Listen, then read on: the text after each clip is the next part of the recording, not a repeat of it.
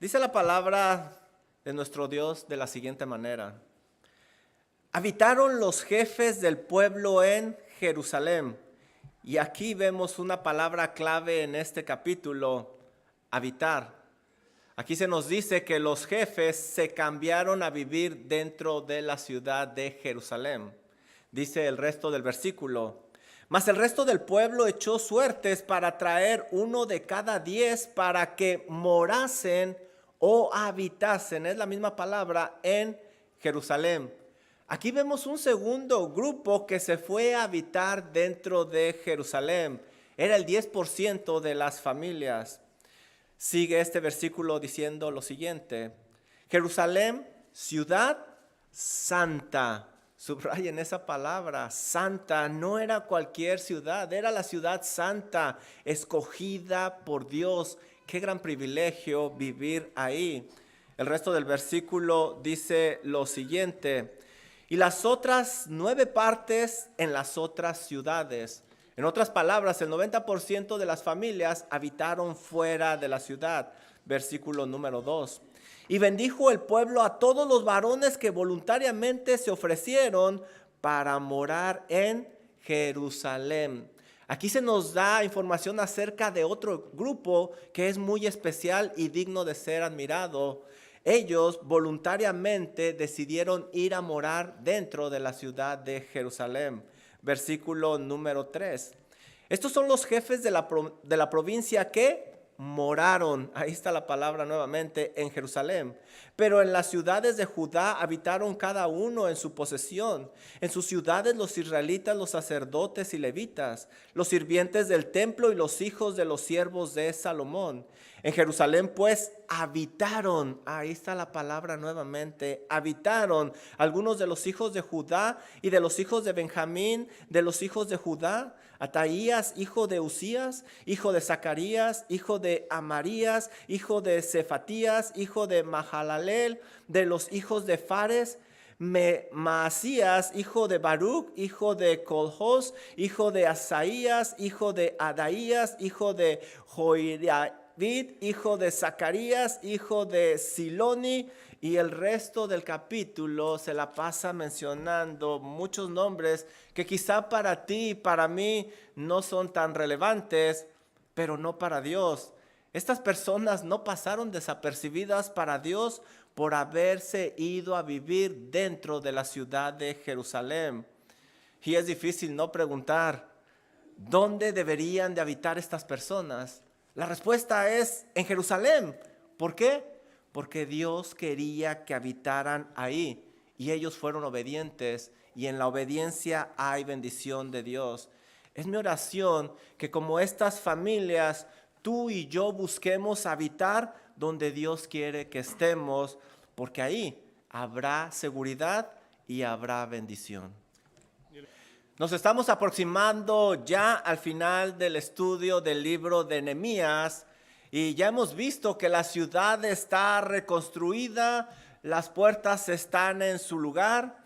Parecía que estaba en un estado deplorable. ¿Recuerdas cuando Nehemías llegó a reconstruir la ciudad? La sorpresa con la que se topó. Dice Nehemías capítulo 2 versículo 13 lo siguiente: ¿cómo encontró Nehemías esta ciudad? Dice la palabra del Señor: y salí de noche, dice Nehemías, por la puerta del valle hacia la fuente del dragón y la puerta del muladar, y observé los muros de Jerusalén que estaban derribados y sus puertas que estaban consumidas por el fuego. Dice Nehemías: pasé luego a la puerta de la fuente y al estanque del rey, pero no había lugar por donde pasase la cabalgadura en la que iba. Era tan deplorable y estaba todo tan mal que no podía cabalgar en la ciudad. Pero por la poderosa mano de Dios, ellos levantaron esos muros y pusieron las puertas en su lugar. Pero no solo los muros estaban caídos, Nehemías se encontró con que las vidas de las personas también estaban derribadas. pero fue hermoso estudiar el capítulo número 9, donde vimos nosotros que se reunió todo el pueblo para leer las escrituras y para confesar su pecado delante de Dios. Dice Nehemías capítulo 9, versículo 34 y 35 lo siguiente: nuestros reyes, nuestros príncipes, nuestros sacerdotes, dice el pueblo, y nuestros padres obra tu ley, ni atendieron tus mandamientos y a tus testimonios con que los amonestabas. Y ellos, en su reino y en su mucho bien que les diste, y en la tierra espaciosa y fértil que entregaste delante de ellos, no te sirvieron, ni se convirtieron de sus malas obras. El pueblo confesó su pecado y no solo eso, reconoció que Dios misericordiosamente había levantado sus vidas por medio de un reavivamiento. Aún el templo, ese templo que es descrito como la casa de Dios, había sido descuidado, pero ahora estaba funcionando adecuadamente. De hecho, el pueblo prometió estar al pendiente del templo con una frase que nosotros estudiamos la vez pasada en Nehemías 10:39: y no abandonaremos la casa de nuestro Dios. Pareciera que ya no hay trabajo por hacer, pero ¿saben? Aún había un problema que se mencionó desde Nehemías capítulo 7, versículo número 4. Ve conmigo por favor a Nehemías capítulo 7, versículo número 4, porque es muy importante para el estudio de esta noche. Miren lo que se dice acerca de esta ciudad. Porque la ciudad era espaciosa y grande, pero poco pueblo dentro de ella. Y no había casas reedificadas. Había demasiado terreno en Jerusalén, lo cual parecía muy bueno. Pero de nada sirve un terreno grande sin personas que lo estuvieran habitando. Por otro lado, había otro problema. Las casas necesitaban ser reconstruidas y no había gente para levantar esos muros. En esas condiciones era muy fácil que ellos siguieran siendo víctimas de los enemigos. ¿Sabes? Aún había trabajo por hacer. Por esa razón, en este capítulo, Nehemías va a organizar a las familias nuevamente para habitar esa ciudad. Si no realizaba Nehemías ese trabajo, todo lo que se había avanzado iba a ser en vano. No se podía dejar la ciudad en esas condiciones. Se requería completar el trabajo para poder comenzar a prosperar. La nación no sería fuerte si su capital, Jerusalén, no era fuerte. Todo estaba listo para que la ciudad fuera finalmente habitada. Y sabes, esa precisamente es la palabra clave de este capítulo 11. Yo sé que lo notaste en la lectura bíblica: habitar.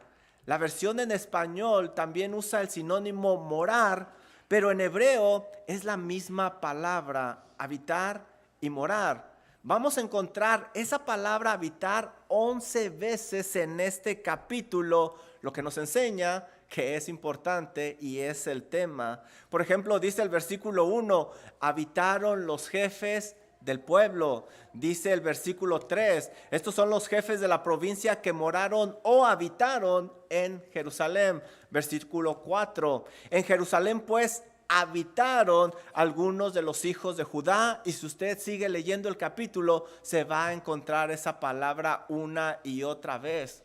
¿Qué significa la palabra habitar? Bueno, si tú vas al diccionario, te va a decir que significa sentarse, es decir, estar en un estado de descanso, de comodidad. También es sinónimo de permanecer, lo cual indica asentarse o quedarse en un lugar.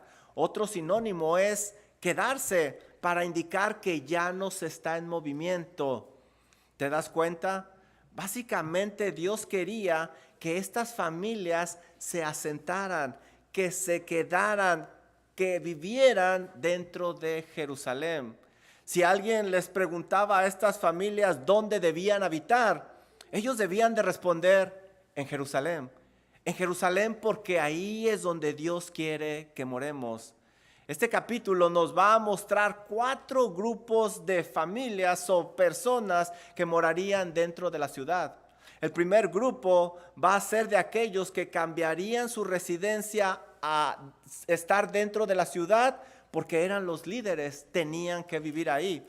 El segundo grupo va a ser elegido por medio de la suerte, es el 10% de las familias tenían que irse a vivir ahí. Y también el siguiente grupo es de aquellos que voluntariamente decidieron ir a vivir dentro de la ciudad. Y el cuarto grupo es el que leímos nosotros en el capítulo 7, versículo número 4, que ya vivían ahí, un pequeño grupo. ¿Sabes? Vamos a ver en este capítulo la importancia de habitar donde Dios quiere que estemos, porque entonces vamos a recibir su bendición. A este pueblo se le pidió morar dentro de la ciudad santa Jerusalén, y eso no va a ser fácil, va a requerir un esfuerzo de su parte. ¿Dónde habitarás en esta tierra tú? Es mi oración que respondas como esta gente, en el lugar donde Dios quiere que estés. Y ese va a ser nuestro primer punto. ¿Dónde habitarás en esta tierra? Dios permita que digas donde Dios quiere que esté. Mira el versículo número 1 lo que nos dice. Habitaron. El capítulo comienza con esta palabra que te digo que es clave y está 11 veces en este capítulo. Este pueblo había pasado por mucha oposición, habían tenido que trabajar fuertemente, pero finalmente, por su misericordia, les estaba permitiendo terminar la construcción para que moraran dentro de la ciudad. Dice el versículo número 1, habitaron los jefes del pueblo en Jerusalén. Este es el primer grupo que yo te decía, el cual cambió su residencia dentro de Jerusalén porque eran los líderes, y eso es lógico, ¿no crees? Como jefes tenían la obligación de poner el ejemplo y hacer ese cambio en su vida.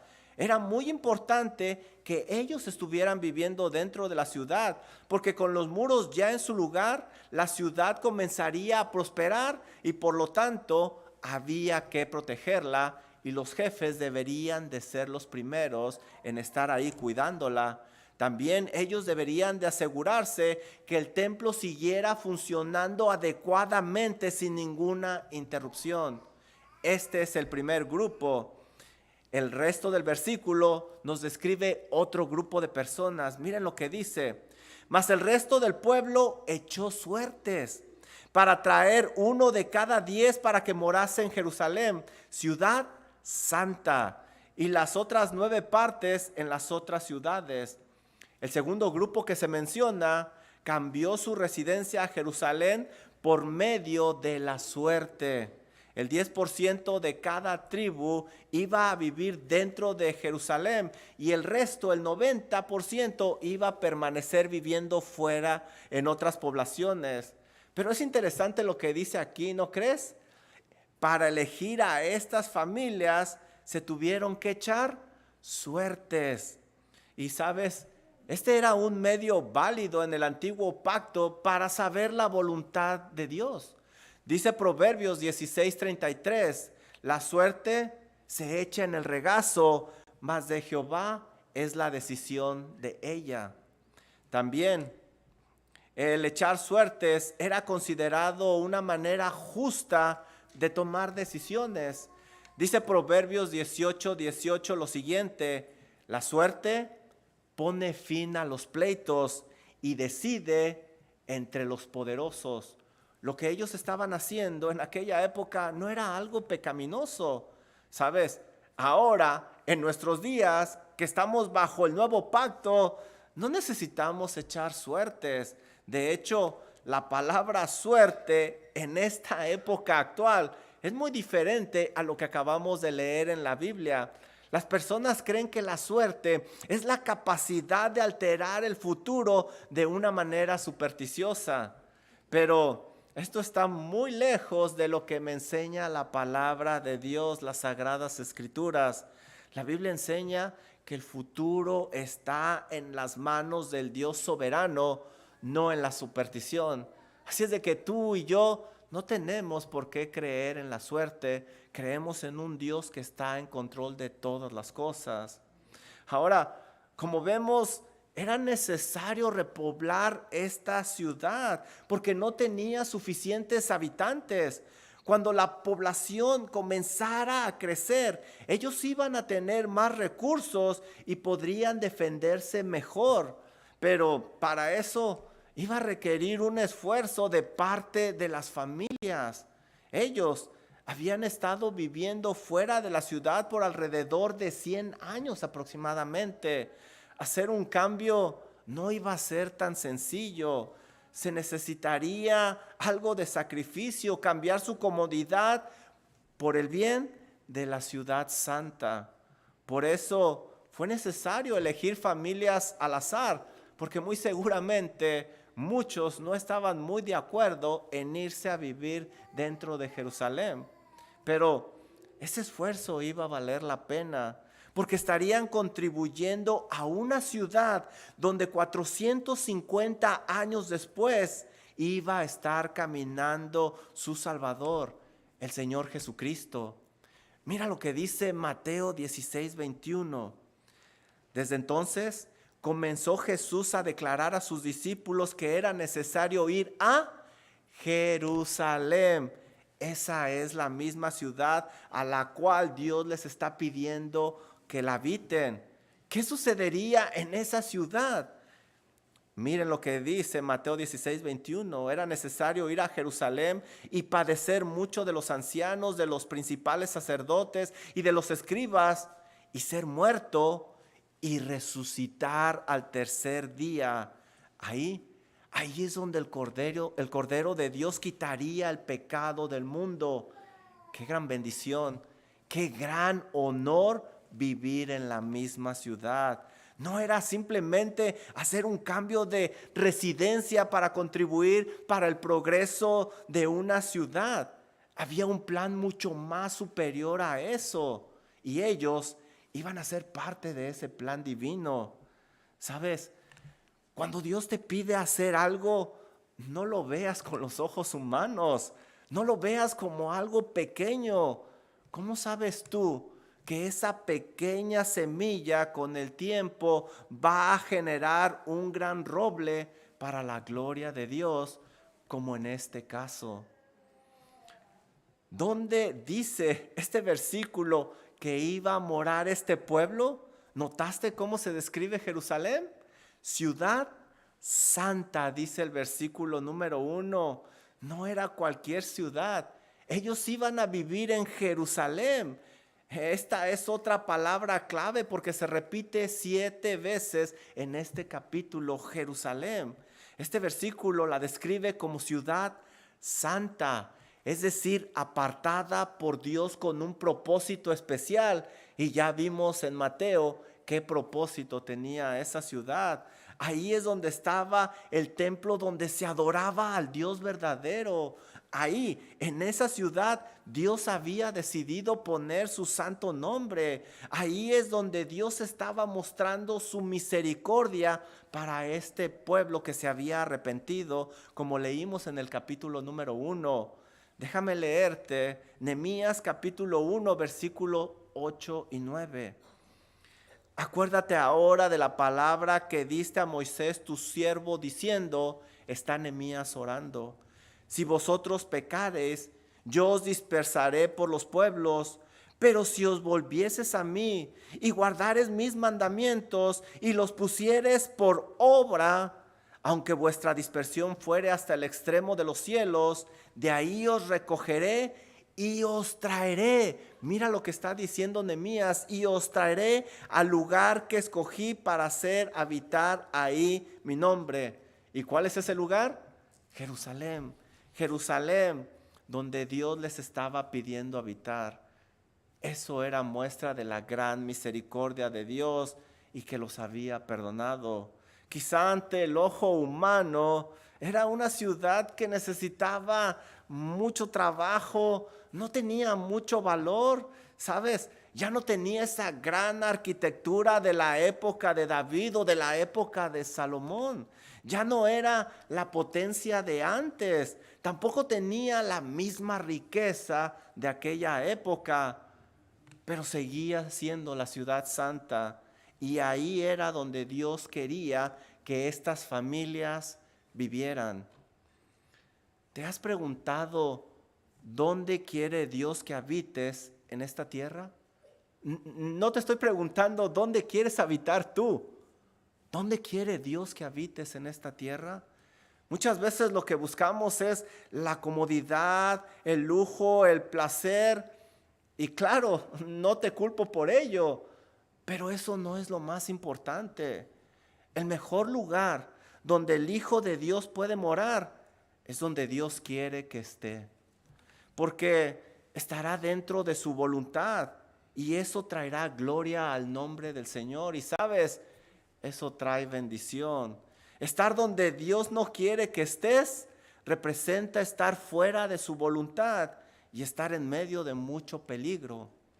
Debemos de estar conscientes de estar donde Dios quiere que estemos.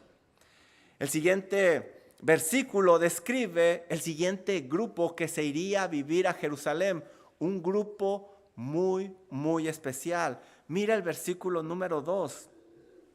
Y bendijo el pueblo a todos los varones que voluntariamente, subrayen esa frase, esa palabra, voluntariamente se ofrecieron para morar en Jerusalén.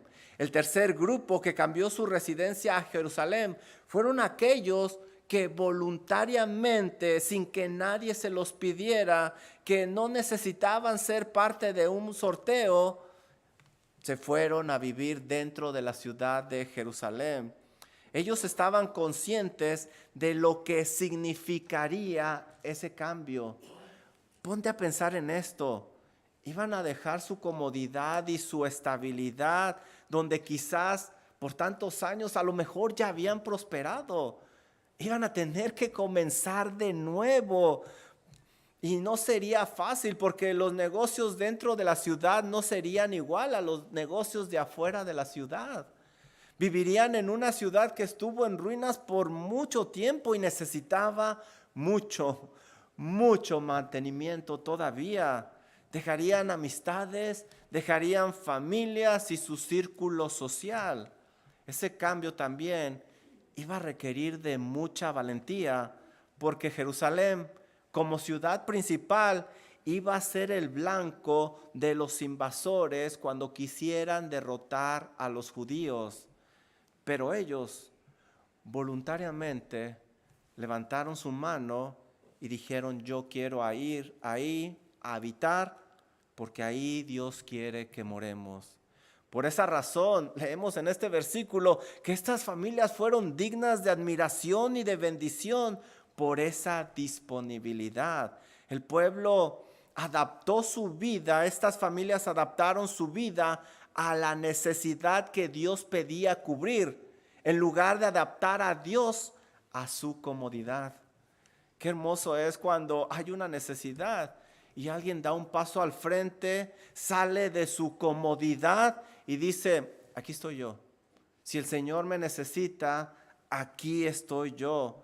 Ese tipo de personas en realidad son dignas de admiración, porque más allá de su labor y de su esfuerzo, muestran un gran amor por su Salvador, comprenden lo que Cristo Jesús ha hecho por ellos. Esa actitud es admirada por Dios, como lo hizo con el profeta Isaías. ¿Cómo no recordar Isaías 6:8, cuando Dios dice: ¿a quién enviaré? ¿Y quién irá por vosotros? ¿Y qué dice Isaías? Señor, heme aquí, envíame a mí.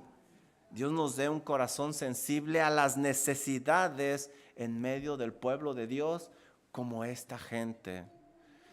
Bueno, pues hay un cuarto grupo y último que habitaría dentro de la ciudad de Jerusalén, que no se menciona aquí, pero se mencionó en el capítulo número 7. Ya vivían dentro de la ciudad, pero el grupo de estas familias era muy pequeño. Este grupo también es digno de admiración porque estuvieron viviendo todos estos años en esta ciudad que estaba en ruinas, sin ninguna protección, con muchas carencias. También estuvieron viviendo con limitaciones sin los servicios y recursos de los que tenían allá afuera. Pero esas desventajas no se comparaban con la bendición de estar en Jerusalén, ciudad santa. ¿Sabes? Tenían el privilegio de vivir en una ciudad muy especial, donde estaría el Mesías más tarde. Y ellos lo sabían. Por eso nosotros tenemos varios salmos que describen la ciudad de una manera espectacular. Por ejemplo, Salmo 122:6 dice: pedid por la paz de Jerusalén, sean prosperados los que te aman. Salmo 135:21, desde Sión sea bendecido Jehová, quien mora, ¿dónde? En Jerusalén. Aleluya. El estar ahí era algo muy especial. Tenían también la bendición de estar cerca de la casa de Dios, lo cual era un gozo, un privilegio, un honor para este pueblo. Por eso tenemos salmos como el 27:4 que dice: una cosa he demandado a Jehová y esa buscaré, que esté yo en la casa de Jehová todos los días de mi vida, para contemplar la hermosura de Jehová y para inquirir en su templo. Salmo 84:10, porque mejor es un día en tus atrios que 1000 fuera de ellos. Escogería estar antes a la puerta de la casa de mi Dios que habitar en moradas de maldad. Sí, vivir ahí ante los ojos humanos tenía muchas desventajas. Pero cuando se veía todo esto a través de los lentes de las Sagradas Escrituras, era una gran bendición. No dejes que tus ojos físicos te engañen. Busca ver la vida a través de los lentes de las Sagradas Escrituras. Asegúrate de habitar donde Dios quiere que estés y te darás cuenta lo bendecido que eres. Quizás en este momento eres bien bendecido y no te has dado cuenta y no lo sabes. Tienes que verlo a través de la palabra de Dios. Después, a partir del versículo número 3, se van a nombrar los grupos de las familias que cambiaron su residencia. Es decir, se dan más detalles de estas familias. Mira lo que dice el versículo número 3. Estos son los jefes de la provincia que moraron en Jerusalén. Pero en las ciudades de Judá habitaron cada uno en su posesión y en sus ciudades. Los israelitas, los sacerdotes y levitas, y los sirvientes del templo, y los hijos de los siervos de Salomón. A partir de este versículo, como te decía, se va a indicar cómo se distribuyeron las familias. La primera lista nos va a hablar de las tribus de Judá y Benjamín. La siguiente lista de los versículos 10 al 24 va a hablar de los sacerdotes, levitas y trabajadores del templo. Al final del capítulo 11 se nombran 15 regiones fuera de Jerusalén donde iba a vivir el resto de las familias. Dice el versículo número 4. En Jerusalén pues habitaron algunos de los hijos de Judá y de los de Benjamín. Como te decía, aquí se mencionan las dos familias que iban a habitar, Judá y Benjamín. Este es el primer grupo. Ellos eran los habitantes originales de Jerusalén. No sé si tú recuerdas, pero Israel se dividió en dos grupos, 10 tribus, y el otro grupo estaba compuesto por Judá y Benjamín. Y se nombraba como la tribu de Judá, aunque en realidad Benjamín estaba incluida. Israel con el tiempo desapareció y Judá permaneció ahí en Jerusalén hasta que fue llevada cautiva por los de Babilonia. Después, el escritor bíblico nos va a dar el nombre de los jefes de estas familias. Fíjense el versículo número 4. De los hijos de Judá Ataías, hijo de Usías, hijo de Zacarías, hijo de Amarías, hijo de Cefatías, hijo de Mahalaleel, de los hijos de Fares. Y por favor, no escojan un nombre para sus hijos de este capítulo, porque no le voy a poder hablar. Le voy a decir, mi hijo, ven para acá. Imagínense decirle, Mahalaleel, ven para acá. Por eso le decía a los hermanos durante la semana, oren por mí, porque este capítulo está lleno de nombres, no sé qué vamos a hacer. El libro de Nehemías se caracteriza por tener varias listas en sus capítulos. Por ejemplo, si tú recuerdas, en el capítulo 3 estudiamos la lista de las personas que reconstruyeron los muros y las puertas. En el capítulo número 7 estudiamos la lista de los nombres de aquellos que regresaron con Zorobabel de la cautividad. En el capítulo 8 leímos de aquellos nombres de los que ayudaron en la lectura de las Sagradas Escrituras. En Nehemías capítulo 10, que lo acabamos de estudiar, hay 84 nombres de aquellos que firmaron un pacto con Dios de que iban a obedecer la ley, y va a haber más listas en este capítulo. Estas listas con nombres son importantes para Dios y, ¿sabes? Deberían de ser importantes para nosotros. Primeramente, porque cada texto de la Biblia, cada versículo ha sido inspirado por Dios con un propósito. Déjame recordarte lo que dice 2 de Timoteo 3, 16 y 17. Toda escritura es inspirada por Dios. ¿Cuánta?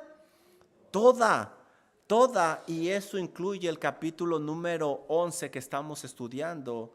¿Y para qué es útil? Para enseñar, para redarguir, para corregir, para instruir en justicia, a fin de que el hombre de Dios sea perfecto, enteramente preparado para toda buena obra. También esta lista nos muestra que Dios quiere usar hombres como tú y como yo, no ángeles, no seres espirituales. Quiere usar hombres y mujeres. Dios usa personas variadas con diferentes habilidades para cumplir sus propósitos. Dios te quiere usar a ti de una manera especial y única, y quizás no te has dado cuenta.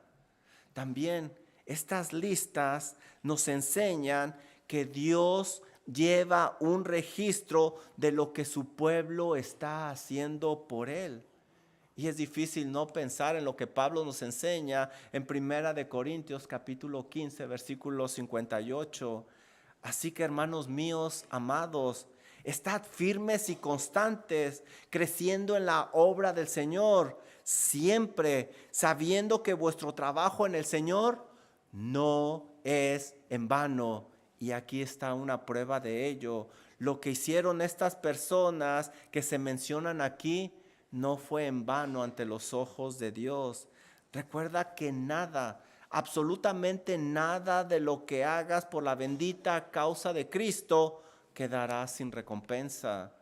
También vemos con esta lista que cada persona es importante ante Dios, porque vemos nombres. Dice Mateo 6:26, mirad las aves de los cielos, que no siembran ni ciegan, ni recogen en graneros, y vuestro Padre celestial las alimenta.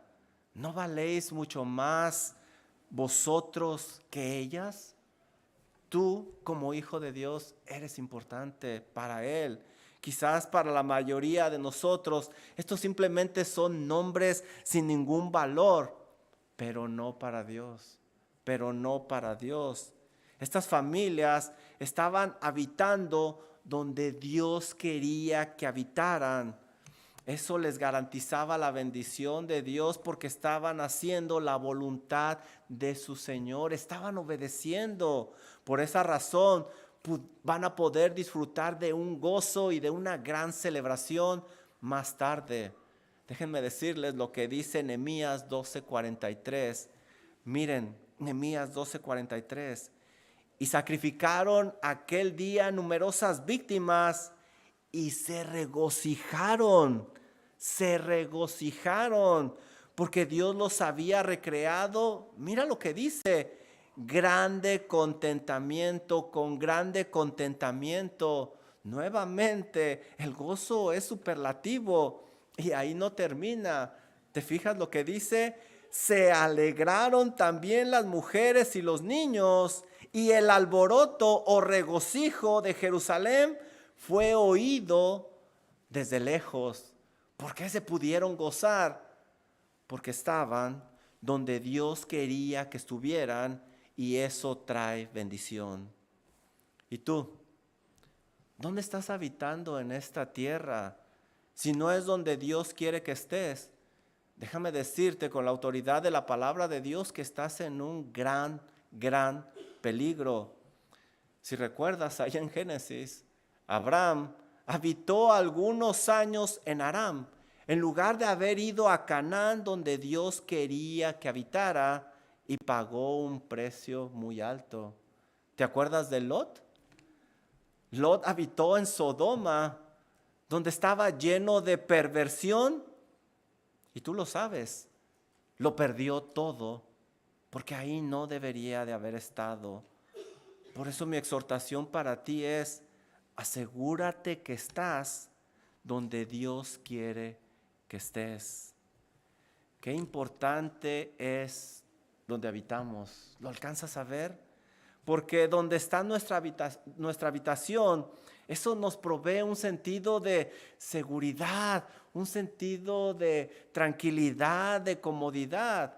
Incluso existen varias frases que describen lo que te estoy diciendo, esta gran verdad. Hay frases como hogar, dulce hogar. O también no hay lugar como mi hogar.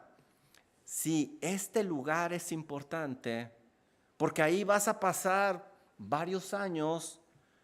Cuánto más importante es el lugar donde tú y yo pasaremos toda la eternidad.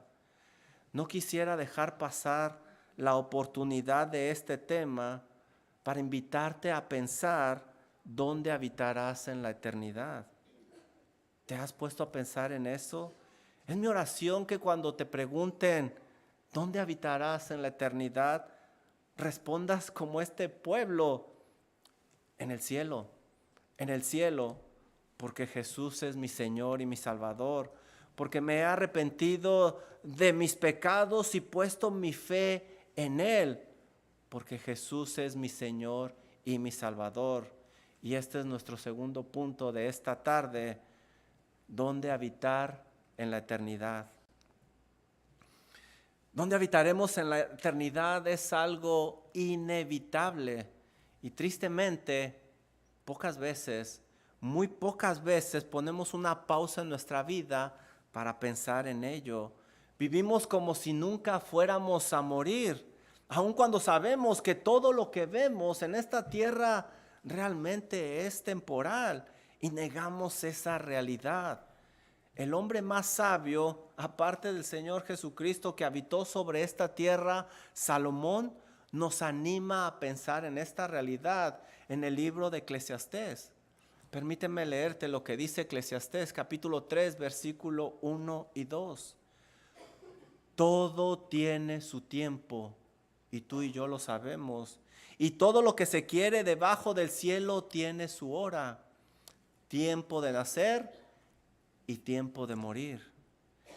Ese mismo Salomón, más adelante, ese mismo Salomón, quien probó todos los placeres de la vida, nos anima a pensar dónde pasaremos la eternidad. Por favor, ve conmigo a Eclesiastés capítulo 12, versículo 13. Me gustaría que vieras este versículo con tus propios ojos. Eclesiastés capítulo 12, versículo 13.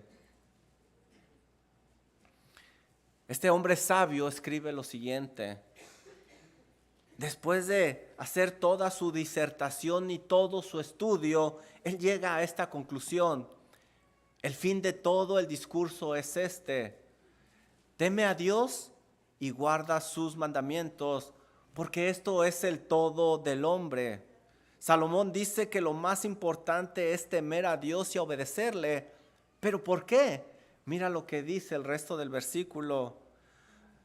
Porque Dios traerá toda obra a juicio juntamente con toda cosa encubierta, sea buena o sea mala. Es solo cuestión de tiempo cuando tú y yo estaremos delante de nuestro Creador y tendremos que rendir cuentas por lo que hicimos en esta tierra. Ese día llegará y nadie lo va a poder evitar. Es solo cuestión de tiempo, nos lo dice Salomón. Tenemos que pensar en ese día. De nada nos sirve negarlo. Debemos de prepararnos para nuestro encuentro con nuestro Dios, porque eso determinará dónde pasaremos la eternidad. ¿Dónde quiere el Señor Jesús que habiten aquellos que realmente tienen una relación personal con Él? Él mismo nos lo dijo. Juan 17:24 dice lo siguiente. El Señor Jesucristo está orando y nos da la respuesta a esta pregunta. Padre, aquellos que me has dado, quiero que donde yo estoy, ellos también estén conmigo, para que vean mi gloria que me has dado. El Señor Jesucristo quiere que estemos con Él, con Él. También nos dijo en Juan 14:3, y si me fuere y os preparare el lugar, vendré otra vez y os tomaré a mí mismo, para que donde yo estoy, vosotros también estéis. El cielo junto al Señor Jesús es donde los cristianos verdaderos van a habitar por una eternidad. Hay muchas cosas que deseamos cuando estemos allá, ¿no es verdad? Estar con aquellos seres amados que ya durmieron en el Señor, ser libres de enfermedades, lo hermoso que va a ser ese lugar, y la lista es muy grande. Pero lo más importante es desear estar allá, porque estaremos con nuestro Salvador Cristo Jesús en gloria, y eso no tiene comparación. Si en el cielo no estuviera el Señor Jesucristo, sería un lugar más. Ahora, ¿dónde habitarán aquellos que rechazaron la salvación que Cristo Jesús ofrece? El Evangelio de Juan también nos los dice. Juan 3:36 tiene estas palabras: el que cree en el Hijo tiene vida eterna.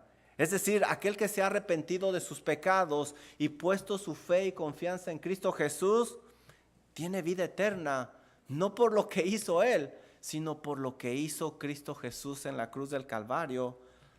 Pero mira cómo termina este versículo con el otro lado de la moneda. Pero el que rehúsa creer en el Hijo no verá la vida, sino que la ira de Dios está sobre él.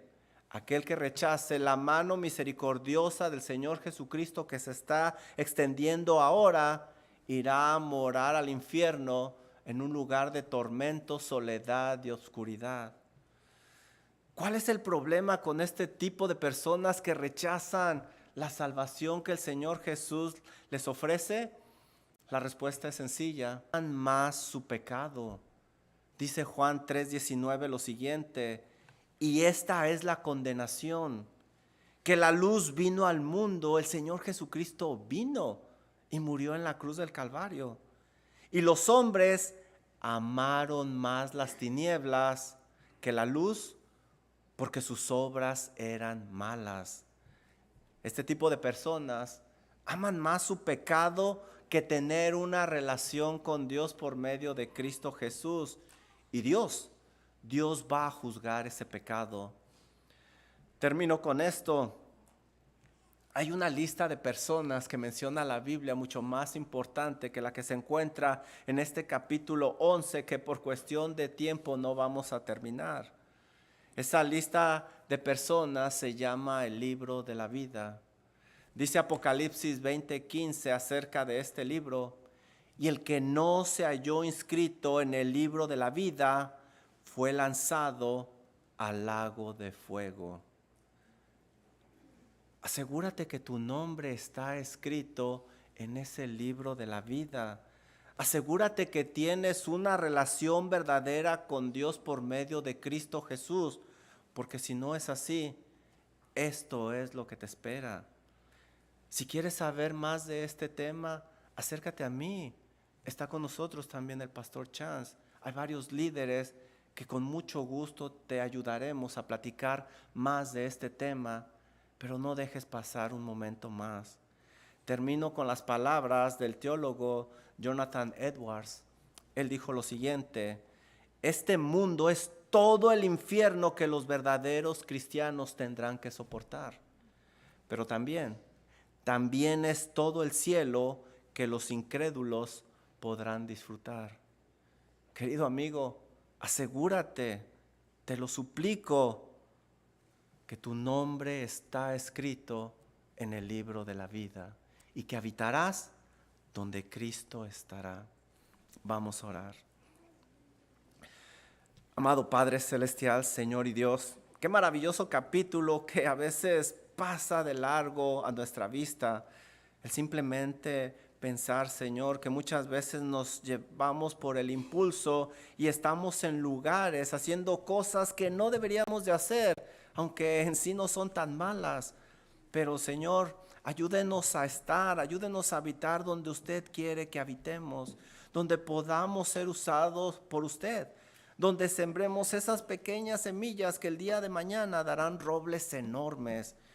Por favor, Señor, que su Santo Espíritu nos muestre dónde quiere usted que estemos para traer ahí honra y gloria a su nombre.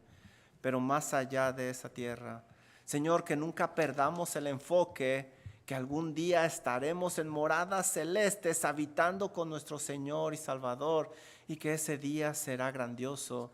Y como decía Jonathan Edwards, la vida a veces se torna tan difícil, tan complicada, pero ¿qué es un poco de años, Señor, comparado con una eternidad allá a un lado de nuestro Salvador? Padre, oro humildemente por aquellas personas que nos están escuchando y no tienen en realidad una relación personal con usted por medio de su Hijo Cristo Jesús. Oro, Señor, para que usted tenga misericordia de esos corazones, para que los toque, Señor, porque sabemos que si usted no toca esos corazones, nada sucederá. Padre, suplicamos que tenga misericordia de esas vidas. Gracias, Señor, por lo hermoso de su palabra, y gracias por el esfuerzo que hacen mis hermanos de estar aquí domingo por la tarde en su casa de oración para darle a usted toda la honra, toda la gloria que se merece. Oramos en el nombre precioso de su Hijo Jesucristo. Amén y amén. Amén. Por favor, pónganse de pie y vamos a cantar este canto que nos recuerda en quién debemos construir nuestra vida.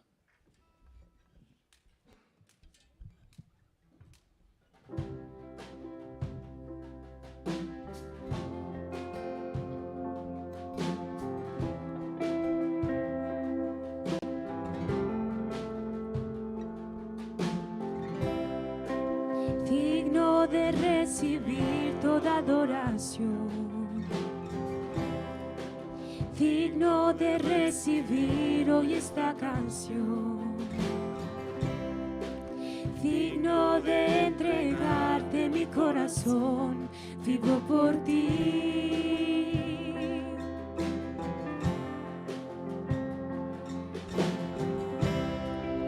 Cristo Jesús, no hay otro nombre igual. Cristo, no hay nadie más que pueda salvar. Digno de entregarte mi corazón, vivo por ti, vivo por ti. Y santo como tú no hay nadie, Dios incomparable, abre tú mis ojos, Cristo, quiero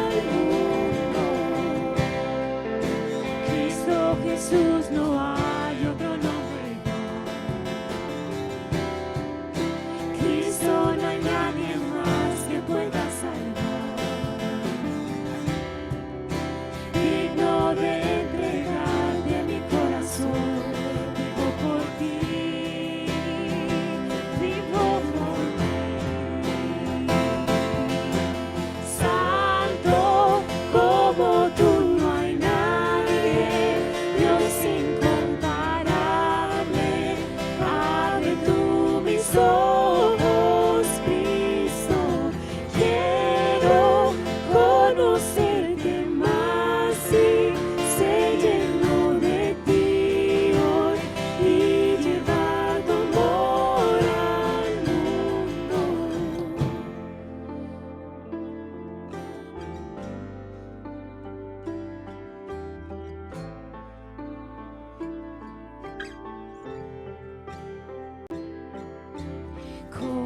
Construiré mi vida en tu amor, ahí estoy seguro, mi confianza está en ti, Señor, y no seré movido.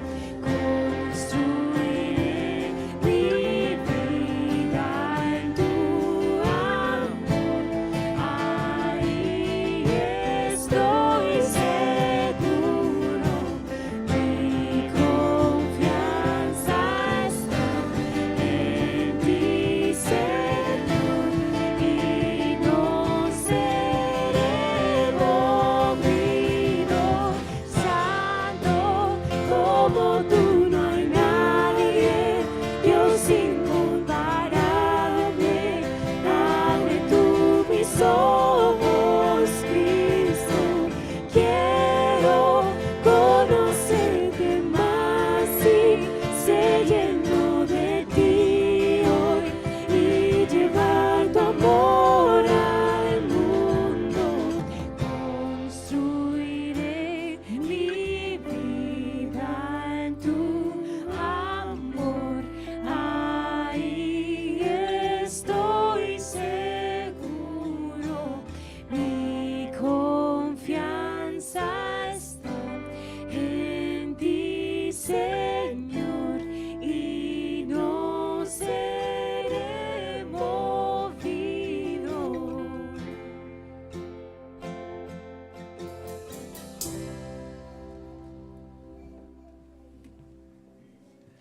Bueno, pues esa